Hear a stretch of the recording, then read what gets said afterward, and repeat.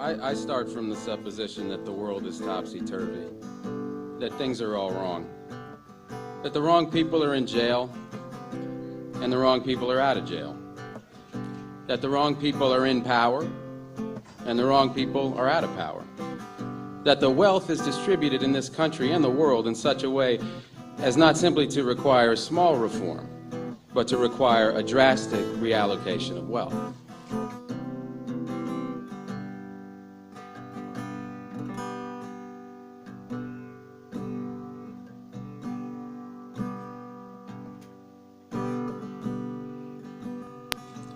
I start from the supposition that we don't have to say too much about this, because all we have to do is think about the state of the world today and realize that things are all upside down. Now, if you don't think, if you just listen to TV and read scholarly things, you actually begin to think that things are not so bad, or that just little things are wrong.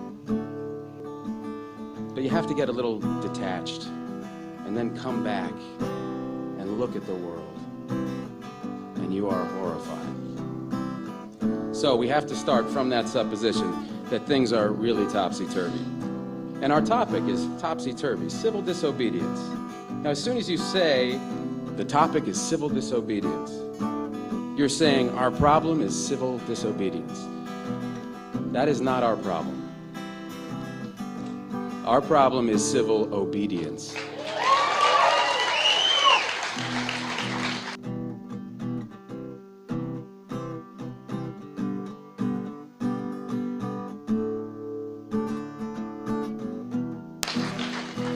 Our problem is the numbers of people all over the world who have obeyed the dictates of the leaders of their government and have gone to war.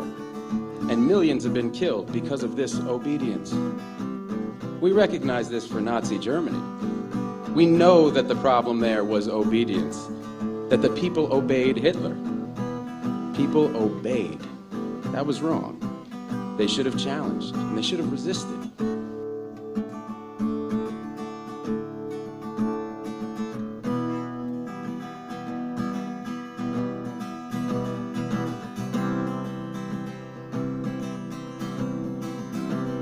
And if we were only there, we would have showed them. Even in Stalin's Russia, we can understand that. People are obedient.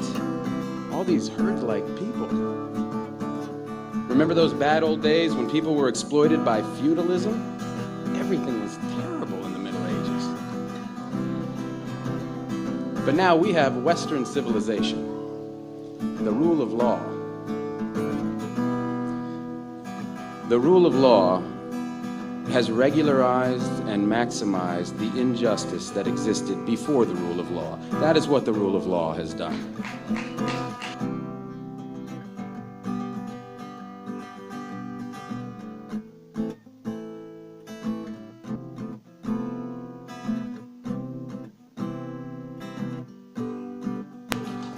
When in all the nations of the world, the rule of law is the darling of the leaders and the plague of the people, we ought to begin to recognize this.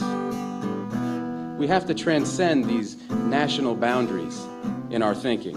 Nixon and Brezhnev have much more in common with one another than we have with Nixon.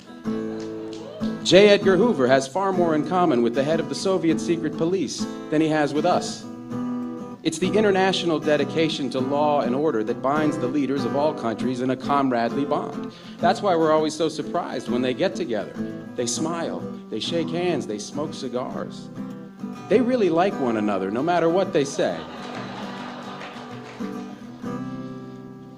What we are trying to do, I assume, is really to get back to the principles and aims and spirit of the Declaration of Independence.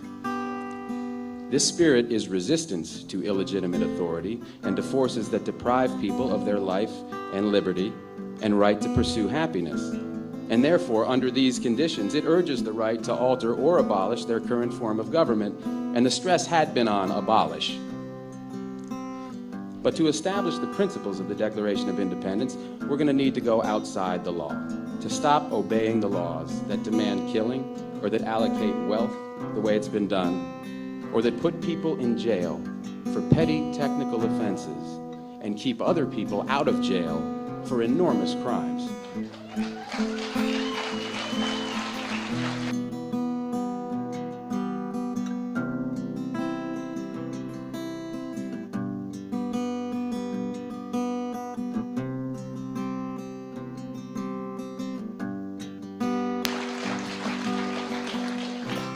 My hope is that this kind of spirit will take place not just in this country, but in other countries, because they all need it. People in all countries need the spirit of disobedience to the state, which is not a metaphysical thing, but a thing of force and wealth. And we need a kind of declaration of interdependence among people in all countries of the world who are striving for the same thing.